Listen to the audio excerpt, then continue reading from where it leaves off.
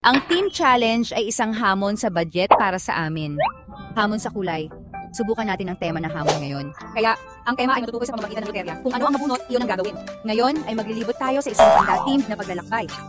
Mga inumin, pagkain, laro at mga bibilhin.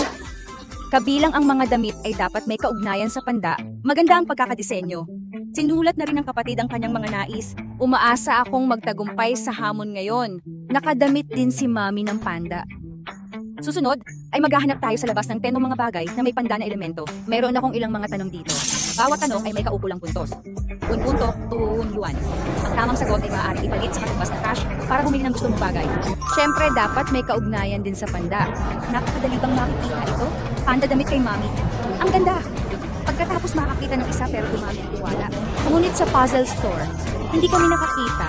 Meron bang tungkol sa panda sa mga aklat nito? Maaring meron. Tara na, nakita ko na ang panda, ang cute na panda. Mayroong isang hindi pwedeng agawin ang aking kawayan. Bigla kong naisip na ito ay pagsasama ng panda. Napakadali.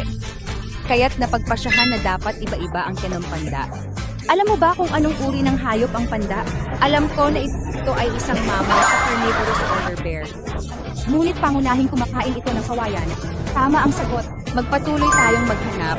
Sa tingin ko ay parang panda sa emoji. Alam mo ba kung saan nagmula ang panda? Sabihin mo ang isang lugar ay makakakuha ka ng Sichuan!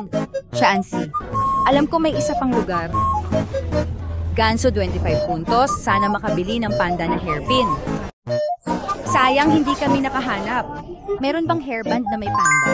Wala, merong isang supermarket dito. Tara tingnan natin kung meron silang panda. Ito ba ay para makahanap ng pagkain? Natagpuan ko at talagang nakahanap siya. Ang packaging ay cute. Tingnan mo, perfecto.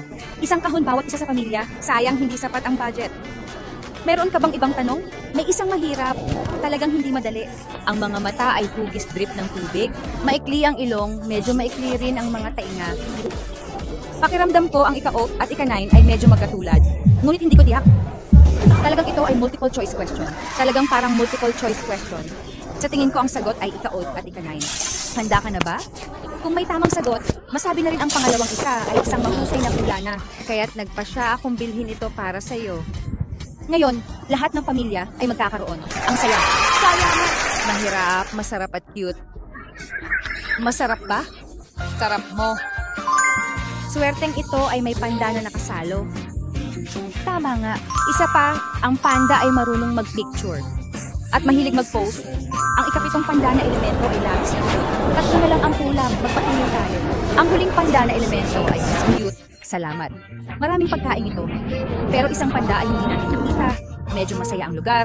Nakita ko ang panda bamboo noodles at panda bamboo shoots dito. Ngunit kinakailangan maghintay ng upuan sa table 200. Mukhang hindi na kami makakain ng panda dito ngayon.